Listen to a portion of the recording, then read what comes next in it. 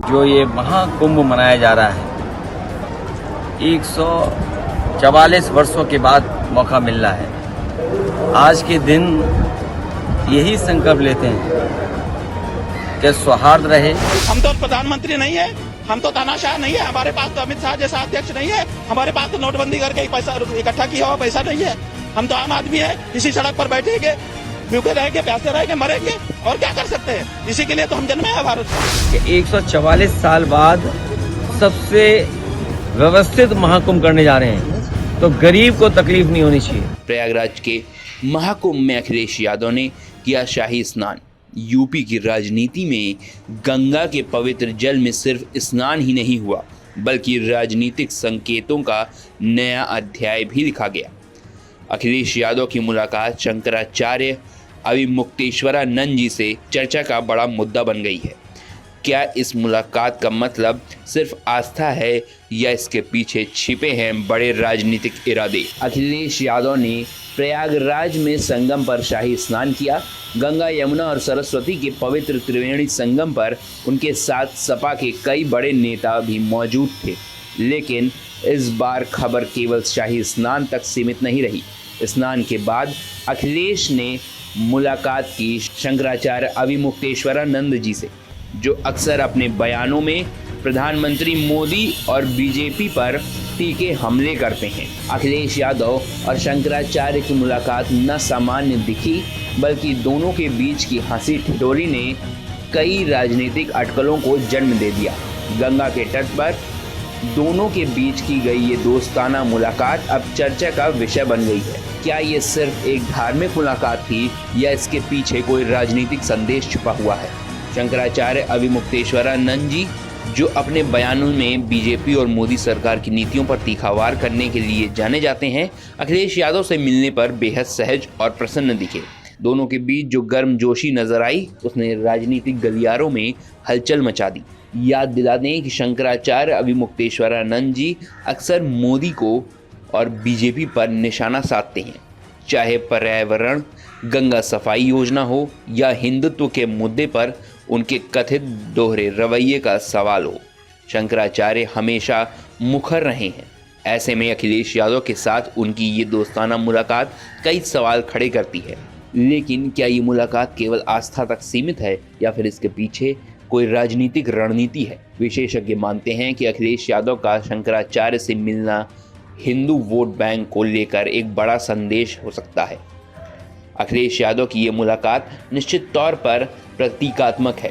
शंकराचार्य जैसे प्रभावशाली धार्मिक व्यक्तित्व के साथ नजर आना, खासकर जब वे बीजेपी के आलोचक हैं, ये दिखाता है कि अखिलेश यादव हिंदू मतदाताओं को साधने की कोशिश कर रहे हैं। सपा का फोकस हमेशा धर्मनिरपेक्षता पर रहा है, लेकिन बीजेपी के हिंदुत्व एजेंडे के सामने अब अखिलेश यादव की ये रणनीति दिखती है कि वे संतों और धार्मिक प्रतीकों के जरिए एक अलग संदेश देने की कोशिश कर रहे हैं। अखिलेश यादव बीजेपी के हिंदुत्व एजेंडे की खुलकर आलोचना करते हैं, लेकिन महाकुंभ में शाही स्नान और शंकराचार्य से मुलाकात, क्या ये उनकी राजनीतिक रुख में बदलाव का संकेत है? अखिलेश यादव का यहाँ आना और शंकराचार्य से मिलना बहुत अच्छा लगा। प्रयागराज के संगम में उठी ये तस्वीरें क्या केवल आस्था का प्रतीक हैं या यूपी की राजनीति में एक नए अध्याय की शुरुआत है?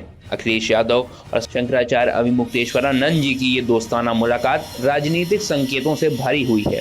आने वाले चुनावों में इसका असर कितना बड़ा होगा, देखना दिलचस्प होगा। आप प्रयागराज पहुंचे हैं और आस्था की डुबकी लगाए हैं, क्या कहेंगे और क्या संदेश देंगे? गणतंत्र दिवस के दिन इस शुभ अवसर पर संगम में जो परंपरा है और लगातार व्यक्तिगत आस्था के तहत लोग यहाँ आते हैं, स्नान करते हैं, डुबकी लगाते हैं। मुझे आज 11 डुबकी लगाने का मौका मिला है। संगम पर जो ये महाकुंभ मनाया जा रहा है, 144 वर्षों के बाद मौका मिल रहा है। आज के दिन यही संकल्प लेते हैं कि सौहार्द रहे और भगवान से यही कामना है, सौहार्द रहे, सद्भावना रहे और सहनशीलता के साथ हम लोग आगे बढ़ते रहेंगे। जनता की भलाई के लिए, जनता का कल्याण हो, ऐसा संकल्प, ऐसा हमारा मानना है। भाई नाराज होने का कारण उपस्थित हो गया है। ढोंग किया जा रहा है कि भारत में चुनाव हो रहा है। आम जनता अपने मताधिकार का प्रयोग करके चाहेगी तो इस सरकार को बरकरार रखेगी, चाहे तो हटा देगी। लेकिन सच्चाई यह है कि तानाशाही चल रही है। नरेंद्र मोदी के खिलाफ बहुत से आम लोग चुनाव लड़ने के लिए उत्सुक होकर के आए हैं। उनकी नीतियों से परेशान होकर के वो चाहते हैं कि हमको इस पटल पर खड़े होकर के अपनी बात कहने का मौका मिले। हम साधु संत भी उनके खिलाफ खड़े हुए हैं, लेकिन वो प्रभाव डाल करके प्रशासन के ऊपर, चुनाव अधिकारी के ऊपर तकनीकी कारण निकाल करके कि आपके अक्षर का साइज बड़ा है छोटा क्यों है, इस तरह की चीजें निकाल करके वो सबका नामांकन रद्द कर दे रहे हैं। ये कहाँ का वो है? ये तानाशाही नहीं तो क्या है? श्री भगवान जी सनातन धर्मियों की ओर से, काशी वासियों की ओर से निर्दल प्रत्याशी थे। उनका पर्चा जबरदस्ती का कारण बना करके खारिज कर दिया गया है। ये लोकतंत्र की हत्या हो रही है। कारण बताया जा रहा है कि आपने इकट्ठा क्यों कॉलम में लिख दिया, एफिडेविट में इकट्ठा क्यों लाइन लगा करके खींच दिया, सब में अलग अलग लिखना चाहिए था। अरे जब एक लाइन पूरे में लगा करके एक चीज लिखी हुई है तो सबकी मानी जाती है। 1000 लोगों को वो एफिडेविट पढ़ा लिया जाए, अगर एक भी व्यक्ति ये कहे कि नहीं ये जो लिखा गया है सबके लिए नहीं लिखा गया है, केवल एक के लिए लिखा गया है, तो हम मान लें।